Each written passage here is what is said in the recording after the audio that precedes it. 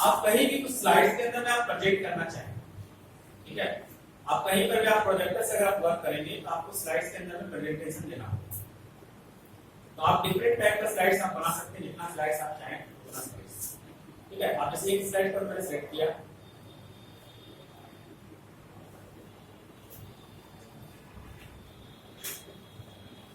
ठीक है, ये पीपीटी प्रेजेंटेशन। आप कोई भी सेमिनार में जब आप प्रेजेंटेशन देते हो तो आपका जो जो डॉक्यूमेंट, जिस चीज पर आपने डॉक्यूमेंट्स टाइप किया है उसके बारे में आपको प्रेजेंटेशन देना होगा। तो प्रेजेंटेशन में आपने जो राइट किया है इसको आप पीपीटी वर्क में आप राइट कर सकते हैं। कैसे करेंगे मैं आपको बताऊंगा आगे, ठीक है। पर आप कोई भी प्रेजेंटेशन, आप जाने की प्रेजेंटेशन होता है, कोई भी चीज, कोई भी प्रॉब्लम इसके बारे में आप कोई सेमिनार कर रहे हैं या लोगों को उसके बारे में जानकारी प्रदान कर रहे हैं, तो ये जो है पीपीटी के माध्यम से किया जाता है, प्रोजेक्टर के माध्यम से। ये मेन इसका बड़ा है, जो प्रोजेक्टर के माध्यम से ही किया जाता है, दूसरा कोई भी इसका नहीं, ठीक है। तो प्रोजेक्टर से जैसे हमने टाइप किया, हमारा एक प्रॉब्लम था the study of new international development, जो हमारा रिसर्च थीसिस है, इस पर हमने प्रेजेंटेशन दिया था। तो प्रेजेंटेशन जब दिया था इसके अंदर में आपको सबसे पहले जो फर्स्ट पेज है इसमें आपका इंट्रोडक्शन होना चाहिए कि आप आगे प्रेजेंटेशन में क्या है, क्लियर। तो दिक्कत द सेकंड पेज में आप अगर जाएंगे, इंट्रोडक्शन दिया गया जो टॉपिक है वो क्या है, ठीक है। इसके बाद जो भी आप लिखना चाहें डिपेंड करता है कि आपके टॉपिक पर कि आपको क्या लिखना है, क्या दिखाना है। तो जरूरी नहीं आपको जैसा जरूरत हो वैसा कर सकते हैं। तो एक स्लाइड होता है, स्लाइड्स के अंदर में आपको ऐसा नहीं है कि आप इसको आपको भर देना है। आप इसको अगर भर देंगे तो आपको लोगों को नजर ही नहीं है, ठीक है। जैसे अभी आप जब देखेंगे कि यहाँ पर ज्यादा आइटम हो तो आपको दिखने में कम हो जाता है, अभी चूंकि कम रखा गया तो आपको दिखने में आसानी होगी। तो ये चीज हमेशा ध्यान रखना है, जितना कम से कम वर्ड्स हो आप इसके अंदर में डालें, क्लियर।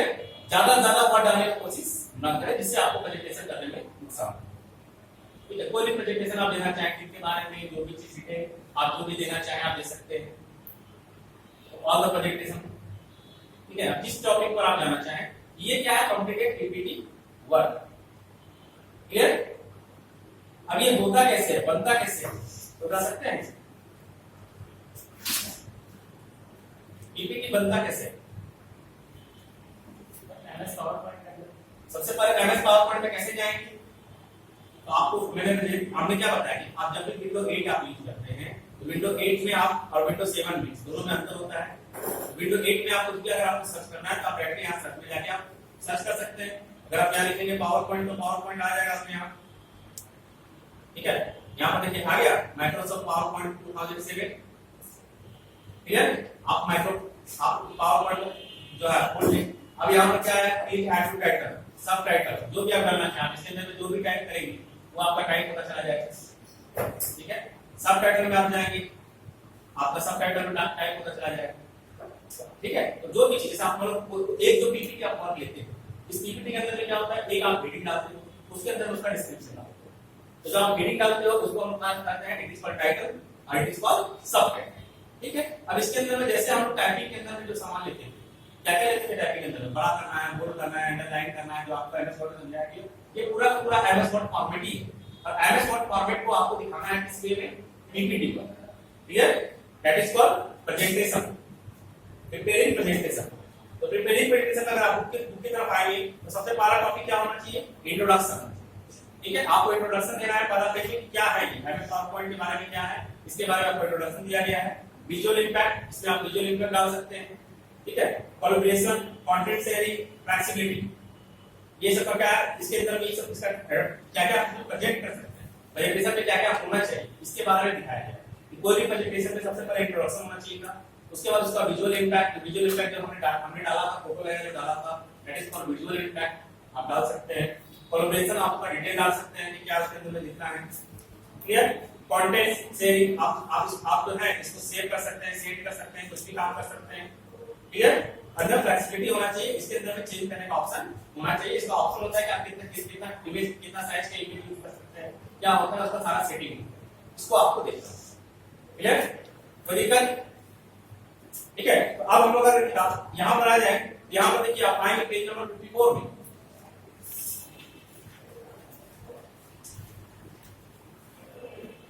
पेज नंबर 54 में आइए।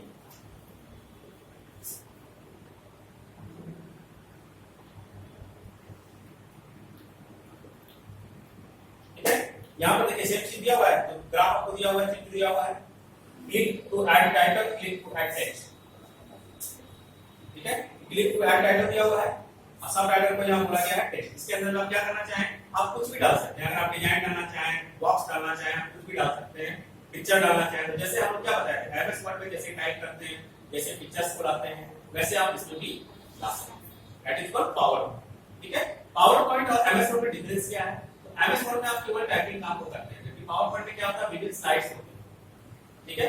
पावर पॉइंट से आप यहां से क्या होता है कि प्रेजेंटेशन के होता है, प्रिंट आउट के लिए नहीं होता है, और कोई भी डॉक्यूमेंट्स हम दो प्रकार का ले सकते हैं, एक ऑनलाइन है, एक ऑफलाइन। अगर आप डॉक्यूमेंट्स को ऑनलाइन भेजना चाहें तो आप पीपीटी से भी भेज सकते हैं, जिसको आपके पास पढ़ने में आसानी हो, क्लियर। पर ठीक है, चाहे आप देखते हो कि आप अपना मोबाइल व्हाट्सएप यूज करते हैं, तो कोई भी एक ग्रुप बना होता है, उससे जैसे आप क्लिक करते हैं बहुत सारा उसके अंदर पिक्चर आ जाता है, वो क्या है, पीपीटी प्रेजेंटेशन है ये, ठीक है।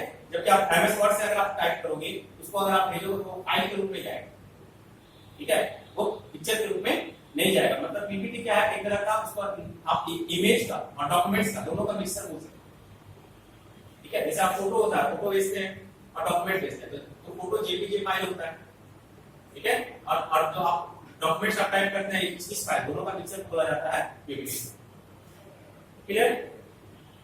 अब इसके अंदर हम लोग पढ़ेंगे कि इसके अंदर आप क्या क्या काम कर सकते हैं, क्या क्या काम नहीं कर सकते, क्लियर। कोई दिक्कत किसी को?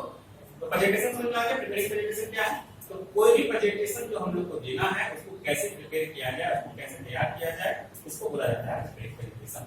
इसके अंदर में क्या है कि आप वीडियो टैग भी डाल सकते हैं, कुछ भी आप इसके अंदर में डाल सकते हैं, इसमें कहीं कोई प्रॉब्लम नहीं आएगी। इसको कैसे बनता है, क्या बनता है, इस सब के बारे में अभी आपको विजुअली दिखाया जाएगा, क्लियर। टॉपिक बाय टॉपिक जैसे आपको वीडियो थैंक यू।